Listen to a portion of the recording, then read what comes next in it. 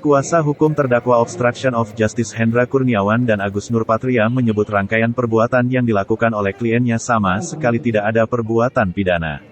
Hal itu disampaikan kuasa hukum Henry Yosodiningrat usai jaksa penuntut umum membacakan dakwaan Hendra dan Agus di ruang sidang utama Prof. Umar Seno Aji, Pengadilan Negeri Jakarta Selatan, Rabu tanggal 19 Oktober tahun 2022.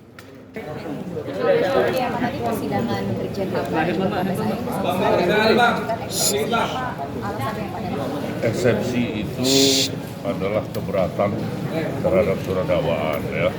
Nah, yang dieksepsi itu apabila dakwaan itu tidak memenuhi syarat-syarat formil atau syarat material dari satu surat dakwaan sebagaimana ditentukan dalam ketentuan pasal 143 KUHP.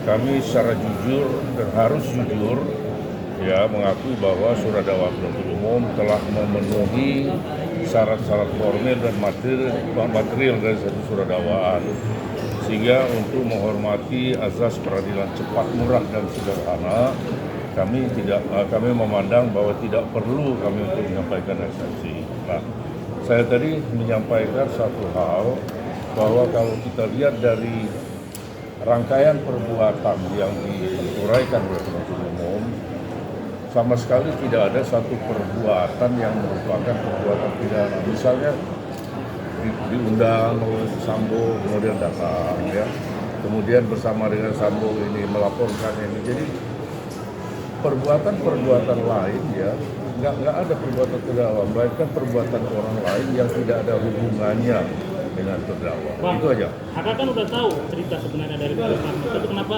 masih mendukung? Dari mana dia tahu? Kan Arif Rahman udah bilang Kan tadi dari dakwaan kita bisa dengar, ya. Kemudian setelah terjadi peristiwa itu, kemudian Verdi Sambo menghubungi terdakwa melalui telepon. Terdakwa masih berada di Pluit, ya. Kemudian dia datang. Begitu dia datang, ada kejadian, ada apa bang? Gitu kan, ya. Dia bilang ada kejadian pelecehan terhadap mbakmu, kan begitu. Nah, dia nggak tahu apakah apakah cerita yang disampaikan oleh Sambo ini adalah fakta yang sebenarnya atau tidak. Arif Rahman kan udah bilang CCTV berbeda dengan ceritanya. Siapa? Arif Rahman udah bilang sama Hatta CCTV itu berbeda dengan Arif Itu Rahman. nanti itu lompat ya. Dari awal dulu kan. Dari awal, nah setelah itu baru pertemuan. Nah setelah di tanggal 14 kalau saya nggak salah itu, tanggal 14 dikatakan bahwa ini berbeda, ya. Maka diajaknya lah lapor ketemu Sambo. Waktu lapor ketemu Sambo marah, ya, dan mengancam kalau sampai bocor ini dari kalian. Nah, marah itu hanya mengatakan bahwa yang nonton ternyata melihat pada jam sekian almarhum itu masih hidup, itu aja. Nah sekarang perbuatan terdakwa ini yang mana kaitan dengan itu? Yang dikatakan obstruction of justice itu apa? Ya kan menurut skenario Sambo, kita percaya saja katanya kata Hatta sama Arif Rahman.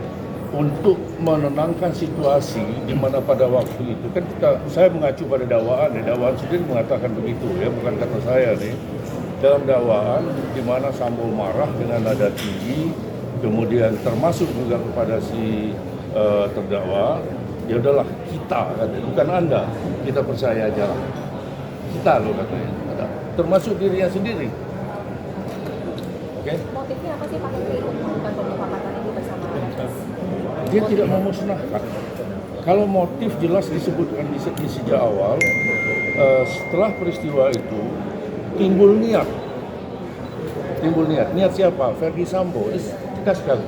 Makanya saya tadi ingin saya menyampaikan supaya dari rangkaian 150 halaman itu, apa sih perbuatan dilakukan oleh terdakwa?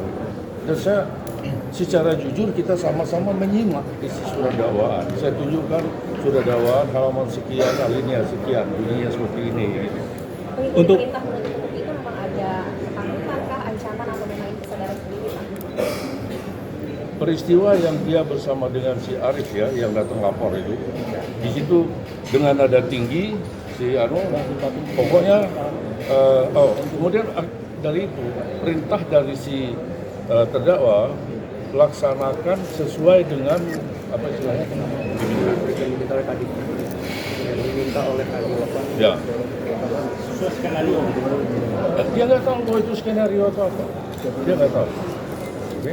Pak untuk Enggak. Pak untuk targetnya sendiri untuk 3 klien Bapak itu dibebaskan atau diringankan Pak ini Apa ya? dakwaannya? Untuk target dari 3 klien Bapak itu apa? Saya nggak punya target. Saya ingin meluruskan peristiwa yang sebenarnya, hak dia seperti apa.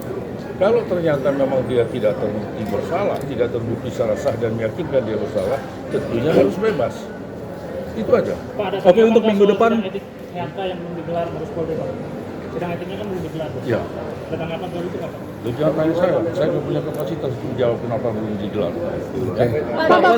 Pak, untuk minggu depan akan ada saksi yang meringankan nggak Pak? Dari Nanti kita lihat dulu saksi-saksi yang akan diajukan oleh penuntut umum ini siapa. Kita baru mengkoordinasi siapa yang akan dihadapkan hari Kamis yang akan datang. Ya.